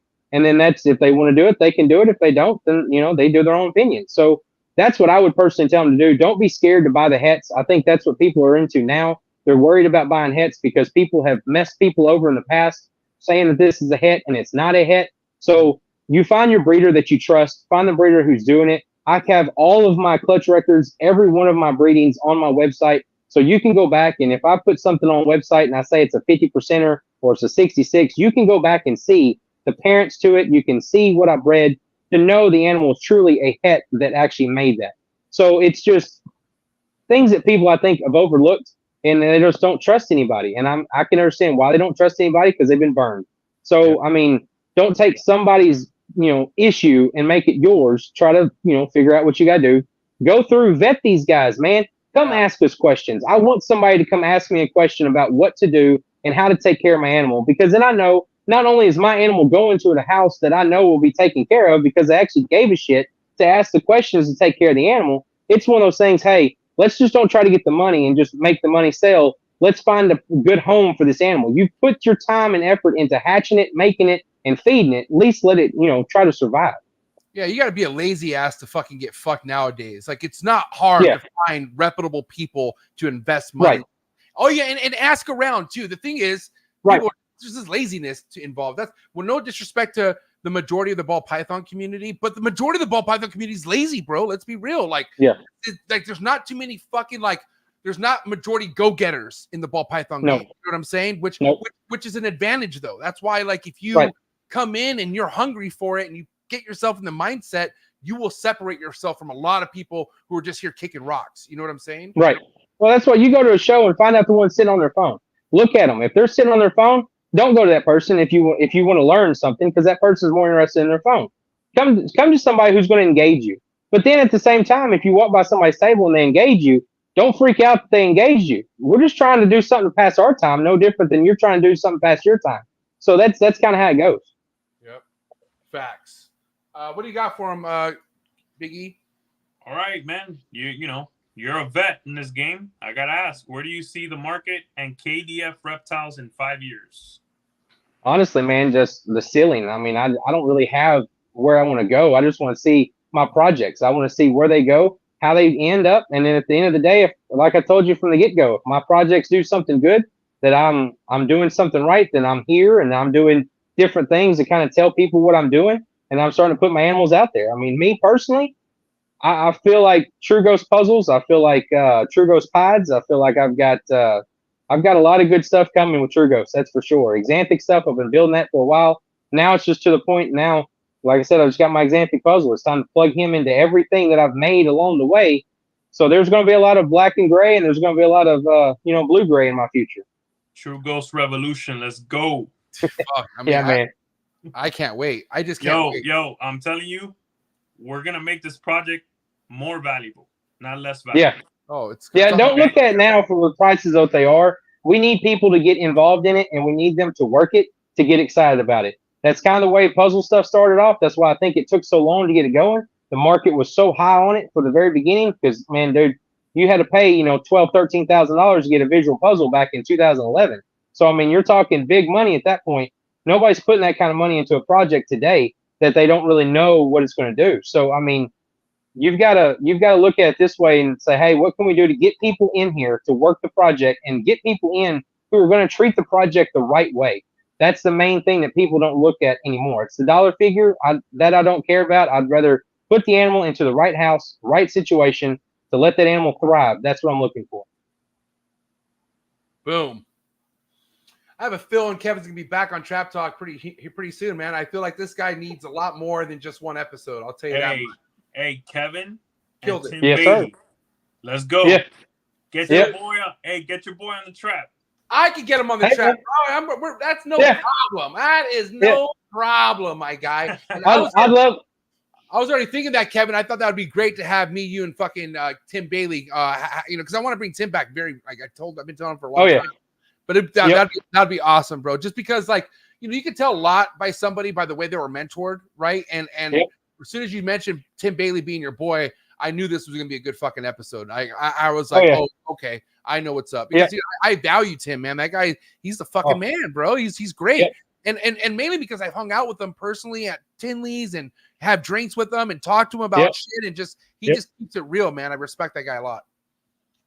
Oh yeah, man. Like I said, until you go to a crawfish boil with him, then you'll understand exactly what you can deal with. But man, love that guy. He's a great guy. Yeah, good shit, man. Awesome.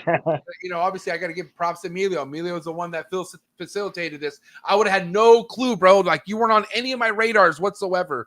But Emilio had it, man. So I got to say, yeah, he told me not to lay him down. I hope I didn't. Nah. Hey, listen. Great episode, bro. Love it. All right. Now, but listen, bro, you got hot seat questions before we let you go. All right. You cool with that? Oh, that works. That's fine. Guys, the likes need to get up, please. Can we please get the likes up? This guy killed it. It was an amazing episode. If you agree, get the likes up. Hot seat questions. Kevin, the way these are done, the faster the better, okay? Okay. All right, here we go. Hot seat questions. Get the likes up. Please get the likes up. Here we go. Frozen Thought or live? Live. A cut or no cut? Oh, A cut. On what day? Thursday. What other species of snakes you would like to keep other than ball pythons? Angolans. Nice. All right. Pre first shed meal or post first shed meal? What was that question again? Pre first shed meal or post first shed meal? Post first shed meal. Yay imports or boo imports? Nah, I don't do them. Boo. To spray or mist a ball python or to never spray and mist a ball python? Oh, I missed. During shedding, I missed. Yay sports or boo sports? Oh, yay sports. Favorite sport? Oh my God. Is that a Niner hat? Dude, you're in Arkansas. Why are you a Niner fan? But I could have been a Dallas Cowboy fan, bro. And that just, I'm not a 1-star review kind of guy. That's not me. Dude, I respect. I much rather have you be a Niner fan than a weak-ass Cowboy fan. I'll tell you that much. There you go, man. All right, moving forward.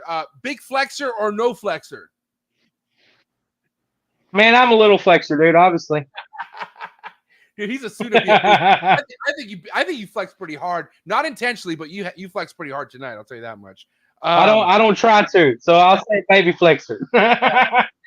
Steak or fish? Oh, fish. Oh wow, you'd rather have fish over steak? You look like a steak guy, bro. No offense. I would. No, man. I love fishing, dude. I'm always out there catfishing if I can. So, yeah. Oh, awesome. So, okay, what's your favorite fish to eat? Oh, it's definitely got to be catfish. But if I do like an everyday thing, but if I'm out, I'll salmon all day long. Okay, pause. Kevin, I've never had catfish, but if I ever come out and see you, will you make me catfish? Yes, sir. All right. I'm down to try catfish. Emilio, have you had catfish, Emilio? Yeah, breaded, fried. That shit's bomb. All right. Well, just West Coast people. Oh my God, so good. All right, moving forward. Here we go. Van Halen or Sammy Hagar? Oh, Van Halen. Respect. Favorite genre of music? It's honestly got to be rock music. Nice. Favorite rock band of all time? Who's it for you? It's got to be Korn, dude. That's for me. Nice, dude. Fuck yeah. Yes. Korn is that's like top Yeah. band of all time. Slipknot and Korn. Like Yep. you can't take those away from me, bro. All right, I really like this. Yep, guy. started for the Issue City for me, man. Yep. Epic. All right. Little word association. Say the first thing to come to mind. You ready? All right. Milk.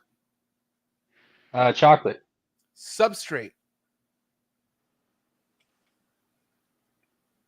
I didn't hear that. Substrate. Oh, Aspen. FedEx shipping.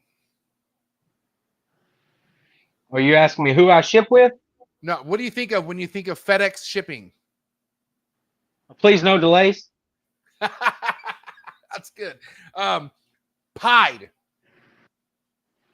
Pie? Pied. The morph. Pied? Iffy. It's not meant for me, but I do some things. So, Sunset. yeah.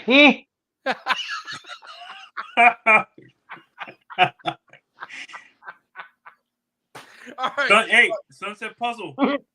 Hey, you can't do that, Emilio. That's Hey, cheating. man, I think that Come on, dude. it looks good, but You can't double dip, Emilio. My bad. I'm Double sorry. Dip in a chip. hey, bro. we'll triple dip. Let's see what that thing looks like at 700 grams. That's facts. All right. If you had to get rid of one platform forever, is it Facebook or Instagram? Which one needs to go? Oh, Facebook. Okay, last but not least, before Emilio's hot seat, coolest reptile network in the world. Coolest reptile network. In the world. Podcast, aka I don't- podcast. You're on it, dude. I'm gonna say yours right now, bro. Dude, that was too epic. He was just like, I don't know. Emilio, I don't know. You. Thank you, bro. Appreciate it. Emilio, go. All right, man. Yep. This one's gonna hurt a little bit, bro. One's All right. gotta go. One has to go. Okay. True Ghost or Pewter Puzzle. Computer puzzle. That was an easy one, bro. And I made that one first. Those were his. But at the Come on, Emilio, give me hey, another man, for the same thing, from like I said from the get-go, how can I make that better? So let's make a Pewter True Ghost puzzle, and then I think I'd be good. I think I'd be fine. Yeah, well, I guess I probably should have said another puzzle combo, but I had another hot seat, and Yeah. you're way too slanted towards hypo, right? So it kind of killed my other hot seat question. My other hot seat question was DG puzzle or hypo puzzle. Hypo puzzle. Oh, Yeah, damn. hypo puzzle. You got me. So all right, let me give you another one. Since Huh? I didn't ask you about Monsoon. Oh, yeah. Yep. One's got to go. Monsoon or Sunset? Ooh. Sunset. Wow, dude. Holy shit. I love That's me some heavy. Monsoon. If I wanna had to see- pick- There's something that you can do with Monsoon. At this point, I don't know what, but there will be something we can do that's going to jack the pattern all up. It's got to be some kind of pinstripe, het red kind of combo looking thing, but I think we can jack that pattern up pretty good. Damn. I'll tell you this: if I had to pick, if you ask me, one's got to go, Monsoon or Sunset. It's Sunset all day, and I have both. Yeah, you're Yeah. you're a big Monsoon lover for sure. I love Monsoon. I love it. Well, I mean, I have some Sunset stuff myself, but you don't ever hear me talking about it. So it's just, All right, so you opened yourself to another question. Like, well, where are you going with that, bro? If you don't, Yeah, you know. where's Sunset? Is this just turds in your racks or what? But at this point, it is because they're all hets and shit. So as soon as I hatch one, I think at this point I'll just sell it. I mean, Sunset Sugar is what I'm working on right now, trying to see if I can hatch one of those out. That's a I've got nice eggs animal. and incubators. That's a really nice animal. Brad Boa is Yep. coming on Thursday. Yep. Man, that spot nose sugar, that sunset Cocoa sugar. spot nose sugar is incredible. Yep. Yeah. I figured the orange would really kind of play with that really well with that burnt orange kind of color. I Yeah. figured it would come in. Yeah. Yeah. Well, fuck, what an awesome episode. I appreciate your time, Kevin. For people to be on top of everything that you have Yeah, no going problem. on, is Instagram the best way to follow you, KDF Reptiles on Instagram? Man, I've got Instagram, Facebook, I've got website. I mean, you name it, I've got it. I mean, I just, like I said, just message me, I'll answer it back, but I just don't post all the time. I've got my hands in shit, so that's the best way to put it. Yeah, that's kind Ooh. Damn, he went the whole episode. You there, buddy? You glitched out for a sec. You there? of, yeah, I'm here. Yeah, All right. Listen. yeah. The rain's starting to kick up again, so yeah. It's all good. We did this perfectly. We made it work out. But guys, give it up for Kevin. It's a wrap. KDF Reptiles, ladies and gentlemen. Let's go. Woo! Yeah, thanks for having me, guys. Hey, good shit. Thank you, Kevin. Great job, Hey, bro. Be safe out there, and we'll talk to you soon, buddy. All right, man. Appreciate it. Nice meeting you, MJ. All right, peace out. Well, that worked out. Whew. That was a great show. I was worried just because, like, I'm like, because he knows a lot of shit, right? But then sometimes the weather or reception, it could just really be against you. And we pulled it off. He pulled it off. It was great. But dude, props to you, dog, for bringing that. I mean, you were not joking. This motherfucker's grounded in this shit. Yeah, great conversation. Real confident. I like that. Yeah. What's your final thoughts on tonight's episode? As far as him talking about where he has with Puzzle, True Ghost, and Great. the overall thoughts on the market. I can't wait to see where he goes with it, and once he starts hitting the animals, all the stuff we're all doing. I mean, it's gonna be amazing. It's gonna be a lot of fun, man. It really is too. The more I keep hearing about True Ghost, I'm just like, oh man, another guy right here who's just been quietly building True Ghost, And you got to understand, there's a lot of people out there not making noise because they're just waiting for that right snake. And I was going to mention on the show, like earlier when he talked about that, I was like, dude, I've had people like they want to come on the show, but they know they're right there before they hit something. And I got to say, like a show like Trap Talk, if I got invited on and I knew I was this close of hitting something, I would rather wait till I hit it first. You know what I'm saying? So I'm not mad at some people. And obviously Kevin's that guy who doesn't want to make any noise unless it's a production that he made. That's kind of that's his game plan, is like, I don't need to do all the woofing. I'm going to fucking post a snake, or I'm going to go to a show and show a snake, and all that shit's going to give me the fucking recognition. And that's kind of what it goes down to. Like, he's not from the fucking social media days. You know what I'm saying? That's what we've been saying for weeks, months. Let the fucking production do the talking, because I am so sick and tired of hearing people talking out of their ass with no production on their resume, bro. Like bunch of fucking idiots trying to tell you how the ball python market is when they have no credibility. And it's like, dude, why don't you guys? I don't know. I don't want to. Let's not get into that. Just build it. Build it, and it will come, right? Just like the animals. It's all about the animals, man. We ain't here trying to become, celebrities and shit. I mean, it's about the animals at the end of the day. It's all about the animals. It's about having fun with the animals and being relevant with the animals. And at least, listen, all we want to do is encourage people to do right by the animals and have fun doing what you're doing, right? Like, just because you have ball pythons or something that a lot of people have something of, you got to find a way to be loving what you're doing. You know what I'm saying? So I think every guest, for the most part, that we bring on shows that example. Like, bro, just love, have fun what you do, because should be for yourself, nobody else, right? That, and build the industry, build the market, make it bigger than when you got it. Yeah, definitely. Because, dude, at the end of the day, like 5 years goes by quick, right? And then 5 years, you're not that noob anymore. You're still kind of new, but there's that new person coming in getting advice from you. So people find themselves giving advice very quickly, because that's what it's all about, right? We pass it down to the next person, right? But be a good example of that. You know what I mean? That's and by that, don't be giving advice unless you have the experience. Like, get those notches in your belt. Go through those years of breeding. Go ahead and get a slugged out fucking clutch. Go find out what it's like to take an L in this shit, and that will build character for you. I'm telling you right now. Anyways, great episode. This was great. Kevin's the man. KDF Reptiles, and of course Emilio. Appreciate you facilitating this episode. And I know there's a lot more to come. I know your list is no joke. And again, if anyone out there is interested or wants to know what's up, reach out to Emilio, Villarino Reptiles, or myself on Instagram, and we could, talk about a new breed on the block segment, because we want people who want to do this to come to, to be a part of this. That's what it's all about. You know what I mean? But anyways, we just had shy of 90 people tapped in tonight. Awesome new breed on the block episode. What do you have to say to all the support we had on tonight's show, Emilio? Thank you for all the support. Let's keep it going. Let's keep growing together. Check out that V Unit subscription, that Trap Instagram, the Trap Patreon. Ask us about it. Trust me, you won't be sorry. Yep. Appreciate you, dog. Hey, you can catch Emilio. Check it out. He's coming through on the quickness this Friday with Big JD, young JD. Thank God it's colubrids. But guess what? He's going to be on the other end of the spec. He's a new keeper. Noob. We got a noob coming to Friday night segment, and that's Emilio, to learn about the colubrids and get more of an understanding with hog noses that you have going on. And that's what I love about you, Emilio. Like, you're doing well in ball pythons, but you want more, buddy. I could see it. So I've got MBKs and hogs, and I'm always looking around. And Golans. And Golans. They're amazing animals, man. Yep. You gotta diversify, man. You can't just have ball pythons. I'll tell you that. I agree with that. It took me a while to get there, but I'm here.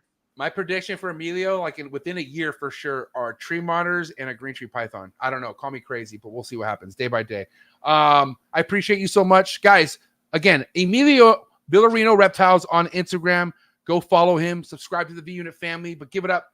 It's a wrap for my homie Big E. Have a good night. Thank you. Later, dog. Peace. Guys, thank you so much. I had a great time getting to know Kevin more and just getting some history on Trap Talk tonight. I thought it was great, man. And I just think that there's so many exciting things about the ball python game that you may not even know that's coming yet. Not even me. But I kind of do. I'm not going to lie. The ball python game is fucking more fun than ever right now. So find a way to have fun if you're not having fun, or maybe just don't do something if you're not having fun. Right? Anyways, hit that like button, please. Let's get the likes up, because Kevin was great. KDF Reptiles. And I will catch you guys here tomorrow. All right. All in the Tree Tuesdays. Man, what a time. Okay.